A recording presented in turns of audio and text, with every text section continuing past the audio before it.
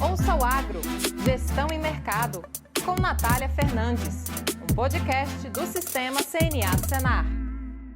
Olá, esse é mais um episódio do podcast Ouça o Agro, Gestão e Mercado, seu podcast sobre mercados agropecuários e gestão de custos e riscos de preços em negócios rurais.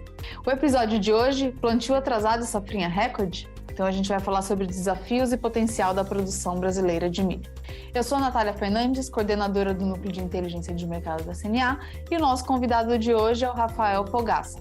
Ele que é gerente de acompanhamento de safras da Conab, já esteve aqui com a gente em outras oportunidades, passando as atualizações da safra brasileira de grãos. Então seja bem-vindo mais uma vez, Rafael. É um prazer estar aqui com vocês mais uma vez. Estamos sempre à disposição, sempre que vocês precisarem. Legal. E você que nos ouve, vem com a gente que já vai começar. Rafael, a safra de grãos 22-23 também tem sido marcada por algumas intempéries climáticas, né? Acho que é difícil a gente falar de uma safra agrícola que não tenha tido impacto nesses últimos anos, seja por estiagem, por excesso de chuva ou por geada, né? Todas elas têm sido afetadas por essas variações, as diversidades climáticas mesmo, que afetam diversas regiões brasileiras. No episódio 55, alguns passados, a gente falou sobre a evolução da safra de soja aqui e hoje a gente vai focar na safra de milho e na safrinha também. Então a gente tem aí uma questão positiva da safra recorde e os desafios, questões climáticas influenciando negativamente um atraso aí do plantio. Então vamos começar pelo lado bom, falando de notícia boa. Eu queria que você compartilhasse o que está por trás dessa estimativa de safra recorde de milho. Realmente, né? Fazer previsão de safra no Brasil é um desafio, porque realmente eu acho que ter uma safra perfeita no Brasil todo vai ser difícil, né? Até porque o país é muito grande. E a gente tem dois fenômenos climáticos que atingem o Brasil em sentidos opostos, né? El Niño e Laninha, para falar os mais claros, que são os mais comuns aí, já são mais familiares, né, para o público geral, falar de El Niño e Laninha. Eu não sou meteorologista, não sou especialista, mas um é bom para o centro-oeste e ruim para o sul, e outro é o inverso. Então, por isso que a gente sempre tem algum problema em algum lugar do Brasil, infelizmente. Sobre a safrinha de milho, a segunda safra, as estimativas da Conab, elas iniciam lá no primeiro documento que é feito por uma superintendência aqui da Conab, chamada Superintendência de Mercado, de Inteligência de Mercado e Gestão da Oferta, que eles fazem as perspectivas agropecuárias. É um produto que a gente aqui na Gerência de Acompanhamento de Safras trabalha junto com eles, junto com a Gerência de Estatística, aqui na Conab agora a gente tem uma gerência que concentra todos os estatísticos lá. Então, a gente roda modelos estatísticos para fazer aí estimativas de área e de produtividade, né? E aí, todos esses modelos são analisados cultura por cultura, estado por estado, né? Então, eu cheguei a fazer até a contabilização, são 274 dados de área, né? Se você multiplicar todas as culturas em cada estado, e 274 dados de produtividade. Lembrando que quando a gente rodou a perspectiva, eram 5 modelos para cada uma dessas variáveis. Então aí você pega aí que foram mais de 2.000 dados avaliados aqui. No caso do milho segunda safra, não foi diferente, foi feito assim também. Então a gente trabalhou aí com projeções de área, né, desde o ano passado, baseado aí nos aumentos constantes que existem nas regiões de fronteira agrícola. Na questão da produtividade também, a gente usa nossos próprios dados da Conab, as séries históricas, que nós temos dados desde 1974. Então a gente tem aquela curva de evolução de produtividade, e ali o pessoal de estatística especializado nisso, eles traçam tendências para o futuro, utilizando vários modelos. Então a gente estimou um por um. O objetivo não é, né, vamos estimar uma safra recorde para o país, nunca é assim, né? A gente vai um por um, estado por estado, e ver a área vem crescendo ano após ano, a que taxa, né? Ou está estabilizado, ou está decrescendo. Produtividade, a mesma coisa. E o interessante é que os dados de produtividade, a gente sempre foge de produtividades recordes dentro de cada estado. Então, quando o modelo estatístico está estimando a produtividade, a gente trabalha com vários modelos, né? E dentro de cada modelo ainda tem 3 métricas de trabalho. Então, eu falei de 2.000 dados, na verdade foram mais de 6.000 dados analisados. Aí, quando o modelo está prevendo uma produtividade recorde, né? Vamos supor, pensar lá em 4.000 quilos por hectare de soja no Rio Grande do Sul. Aí a gente não usa esse dado, a gente sempre pega um dado que é mais conservador dentro do que foi atingido no passado da nossa série histórica. E mesmo assim, mesmo com esses dados de produtividade, estado a estado não batendo recordes, a gente estava com expectativa recorde de safrinha.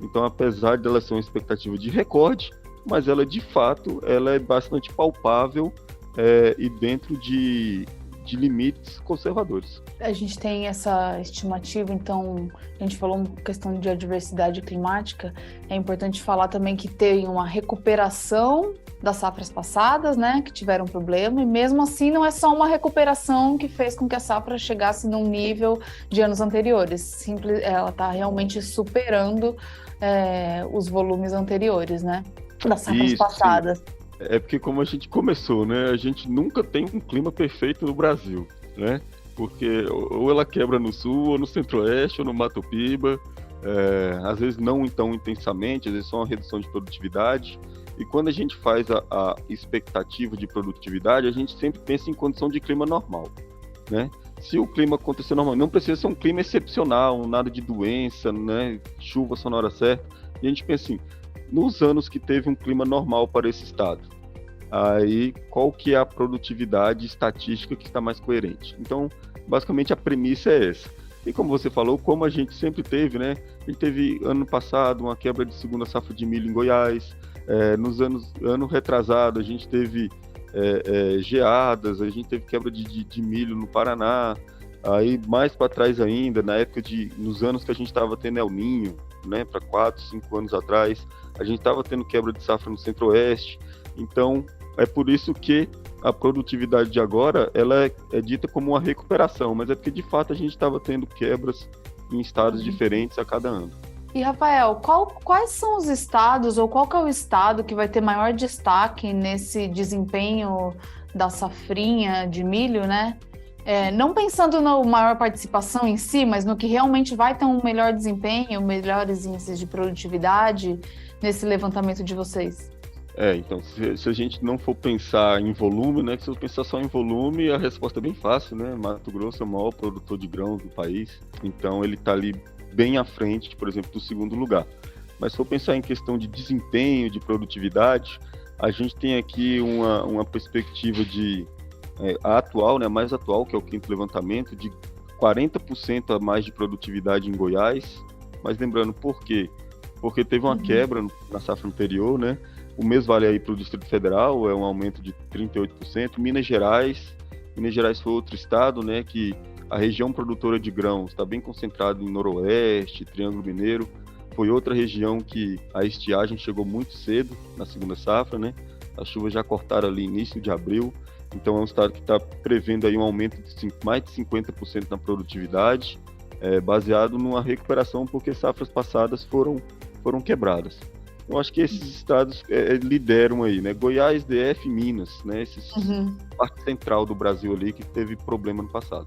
Mostra essa resiliência do produtor que supera esses desafios, né? Muitas vezes amarga um prejuízo maior em algumas áreas por conta das adversidades e ele volta para a atividade aí conseguindo resultados favoráveis, satisfatórios e contribuindo aí para essa oferta de grãos do Brasil, né?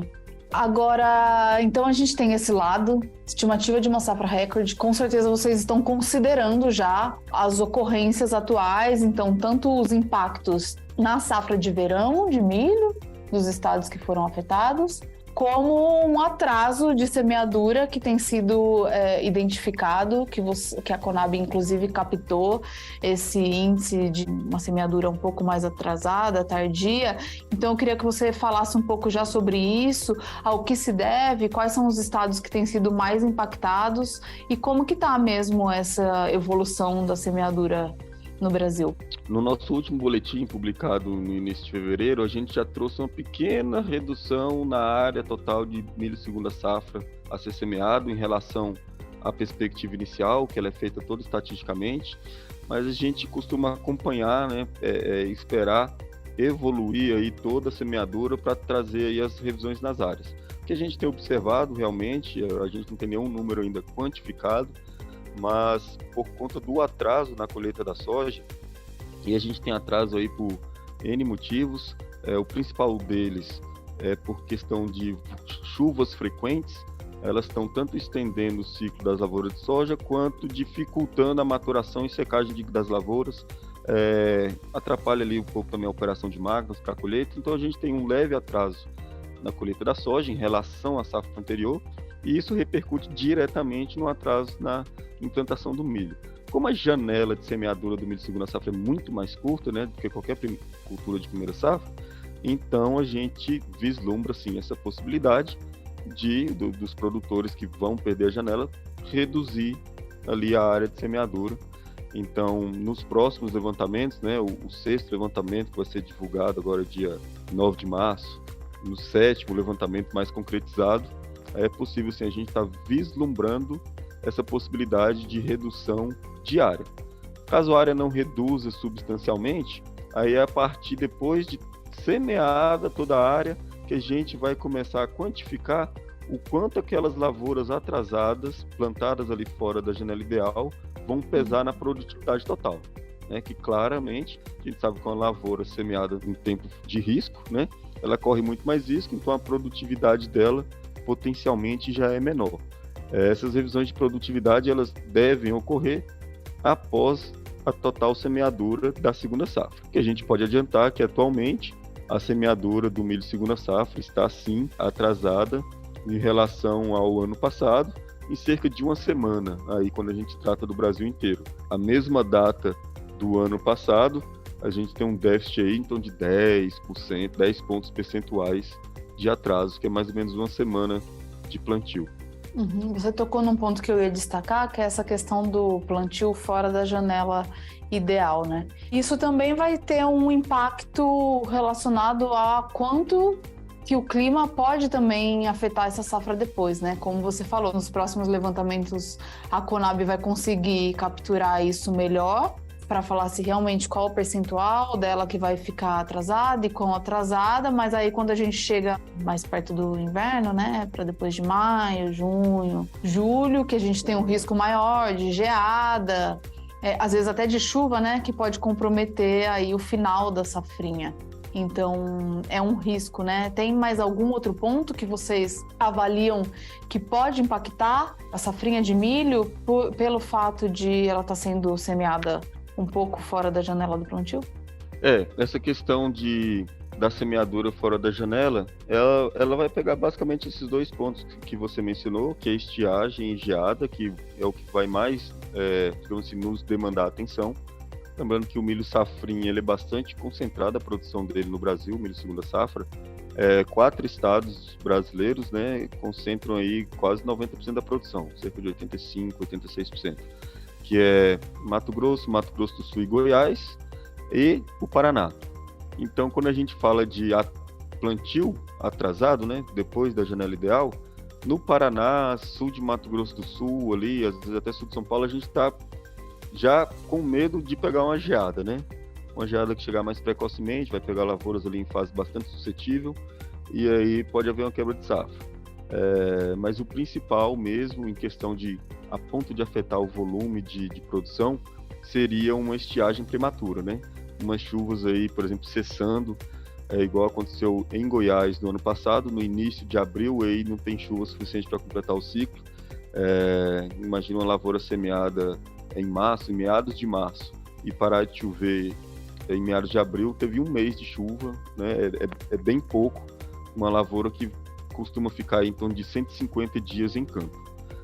Então, o principal fator é esse, uma interrupção prematura nas chuvas que vai afetar muito a produtividade. Para quantificar isso é que a gente só consegue ao longo do tempo, a gente precisa de ver, né, previsão de chuva, tudo isso é importante. E como é uma questão climática que afeta aqui a região, a Argentina, um país vizinho, também tem enfrentado problemas com a safra, né? O que vocês têm acompanhado, assim, que pode contribuir aqui para a nossa conversa em relação a esse cenário, né? De oferta, de forma geral, de milho, que acaba influenciando nos preços ao produtor em relação à safra da Argentina. A gente fica sempre de olho, né? Principalmente aqui na Conab, na Matriz, tem um pessoal que trabalha bem especificamente com essa parte de oferta e demanda mundial, e a gente tem consciência do que está acontecendo aí, pelo menos nos países vizinhos. No Paraguai, que é um grande ofertador também de produto para nós aqui, de soja e milho, eles têm um desempenho muito similar do que acontece no oeste do Paraná, e a Argentina tem geralmente um desempenho muito similar do que acontece no Rio Grande do Sul. Uhum. E aí, o que a gente observou esse ano no Rio Grande do Sul, né? Esse ano a Laninha, ela focou no Rio Grande do Sul, né? O ano passado pegou o sul inteiro, pegou até parte de Mato Grosso do Sul e São Paulo. Esse ano, basicamente, nem Santa Catarina não foi fortemente afetada, foi só Rio Grande do Sul. E a Argentina, né? Então, ali, sabemos ali da quebra de safra que vai ter. Eles basicamente só têm a primeira safra, né? Depois é uma safra de inverno, eles não têm segunda safra, então vai afetar a produção de milho deles lá, vai afetar a produção de soja, e isso impacta diretamente nos preços no Brasil, sim. Essa quebra de safra na Argentina vai diminuir a oferta de grãos da América do Sul, e isso tem um impacto aí, provavelmente, se não aumentar, mas pelo menos dar uma estabilidade de preços aí para o produtor. É o que a gente tem visto atualmente, né? Que os preços seguem firme ainda. A gente tem essa estimativa do Brasil de recorde, mas esses outros problemas, até já vindo de cenário também relacionado ao conflito entre Rússia e Ucrânia, né? Que impactaram os preços, então o mercado de milho ainda segue firme. E o produtor fica na expectativa de sempre conseguir uma boa remuneração, mas vale destacar também a importância de ele buscar ferramentas de gestão para conseguir fazer a sua proteção, fazer uma boa comercialização que cubra seu custo, pois caso venha alguma outra adversidade climática impactando sua produção, ele consegue de alguma forma se proteger aí com as ferramentas de mercado.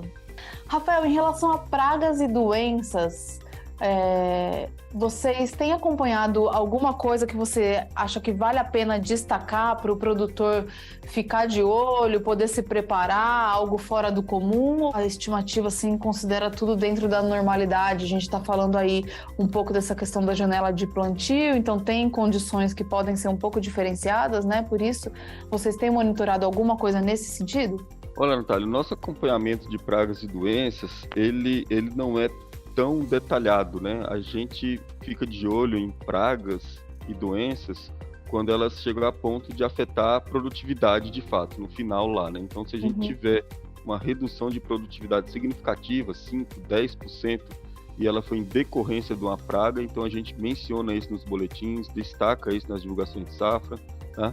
Essa primeira safra, né, para soja, para milho, não teve nenhuma informação, nenhum registro muito significativo. A gente teve ali por conta do excesso de chuvas, coisas de mofo branco, na cultura de algodão nela, mas o que a gente alerta é a questão da cigarrinha, que ainda não foi uma praga que foi totalmente controlada, né? Cigarrinha, ela deve ter surgido aí com mais intensidade, eu acredito que umas 4 safras atrás. Ela começou ali dando em milho de regiões frias, que não tinha resistência, e daqui a pouco criou-se uma ponte verde. A gente tem acompanhado, por exemplo, em Santa Catarina, aumentos em populações de cigarrinhas aí no final de ciclo. Então é muito importante o produtor tomar cuidado com essa ponte verde que se faz e com o manejo correto da cigarrinha aí para a segunda safra. No ano passado, na safra passada, né, na segunda safra 2022, a gente teve perda de produtividade, por exemplo, no Paraná, por cigarrinha, né? Teve um episódiozinho de estiagem ali, mas a gente teve uma perda significativa em relação à estimativa inicial por cigarrinha.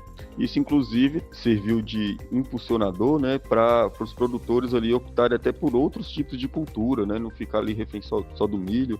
Produtores ali já no Paraná semeando sorgo, né, em outros estados também, pessoal aumentando a área de sorgo, justamente para fugir ali de uma infestação de cigarrinha. Seria a principal praga a ser observada e demandada atenção para o milho segunda safra ainda é a cigarrinha. Certo, Rafael. Bom, já estamos chegando ao final, então, do nosso episódio, fazendo um balanço de tudo que a gente falou. A gente tem essa estimativa, então, da produção brasileira de milho recorde, chegando a um pouco mais de 123 milhões de toneladas, com destaque para a segunda safra, né, para a safrinha, com quase 95 milhões de toneladas, é um incremento de 10% em relação ao ano anterior, então um volume bastante significativo que traz relevância, inclusive, para o Brasil na produção de grãos. O milho, inclusive, que agora tem um potencial grande de exportação para a China, que é um grande mercado, então estimativas bastante positivas em relação a mais essa estratégia de comercialização da safra brasileira. O Brasil já começou a exportar milho para lá, inclusive a gente fez uma análise recentemente do potencial, da estimativa, da expectativa de exportação para o ano de 2023 para a China, do Brasil, então isso pode dar essa oportunidade para o produtor e ter uma perspectiva melhor em relação aos preços, então é um cenário positivo. Como a gente começou falando aqui, o clima continua sendo um desafio, pode impactar a produtividade, o volume de produção, também a questão de pragas, né, que o produtor vai ficar de olho, e de toda forma é sempre importante ele ter essa visão da gestão mesmo, da sua comercialização, da sua produção, para que ele possa fazer as tomadas de decisões e os tratos culturais no momento ideal. Rafael, vocês também têm um podcast, né, aí na Conab, que vocês passam informações sobre a safra. Já chegando ao final, eu te agradeço pela sua participação. Vamos acompanhar de forma bastante positiva para que essa safra se evolua, sem o produtor ser prejudicado. E queria deixar essa palavra para você, aproveitar para compartilhar também esse canal de vocês e os boletins, para que quem está nos ouvindo possa ter acesso a essas informações assim que forem divulgadas. Sim, eu agradeço aí o espaço.